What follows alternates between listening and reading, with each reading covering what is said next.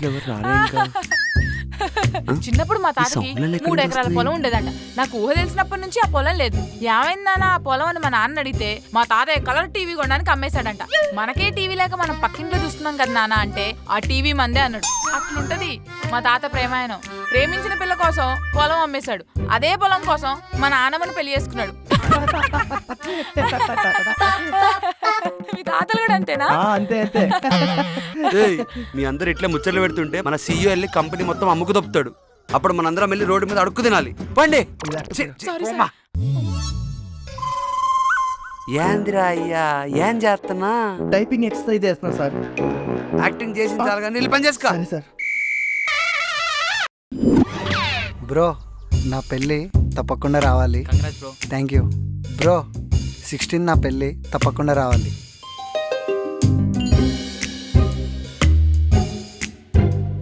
Bro 16 నా పెళ్ళి తప్పకుండా రావాలి. Okay bro. బ్రో 16 నా పెళ్ళి తప్పకుండా రావాలి. సార్ పెళ్ళా? అవును.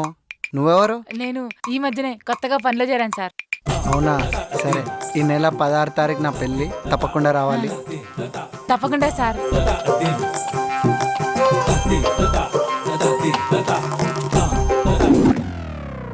ఇంత సడన్ గా పెళ్లి పెట్టుకొని గాలి తిరుగులు తిరిగితే ఫేస్ పాడవుతుంది సార్. చాలా థ్యాంక్స్ చారు. అవును సార్, అమ్మగారు కూడా జాబ్ చేస్తున్నారా? చేస్తుంది. అబ్బో ఎంత పని ఏందో. నెలకి 1,50,000. 1,50,000? అయితే మీరు జాబ్ చేసిన ఎందుకు సార్? మానేయండి. కూర్చోండి సార్.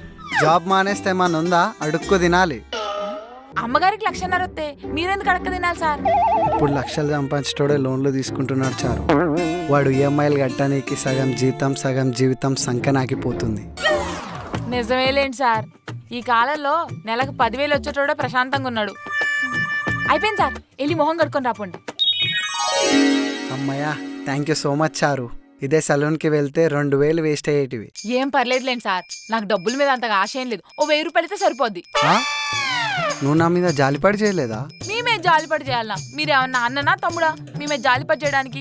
అయినా మీకు వేసిన ఫేస్ మాస్కే 300, నా పనికో 700. ఇది తొండి. ఒకజన పిండేం కాదు. నేను నా పెళ్లి కూడా పిలిచిన కదా.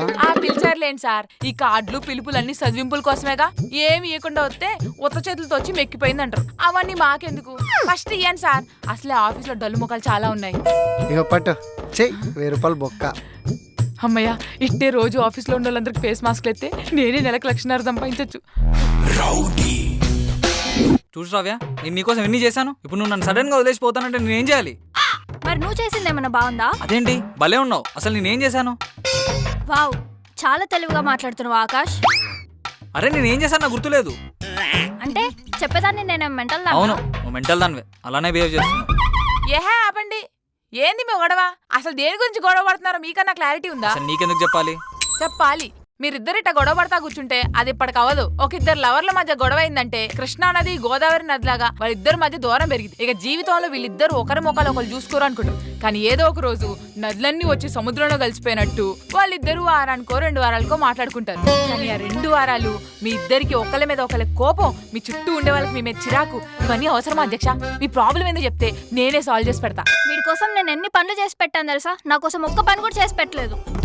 ఏందా పని? అన్ని గుర్తుంటాయా ఏంటి?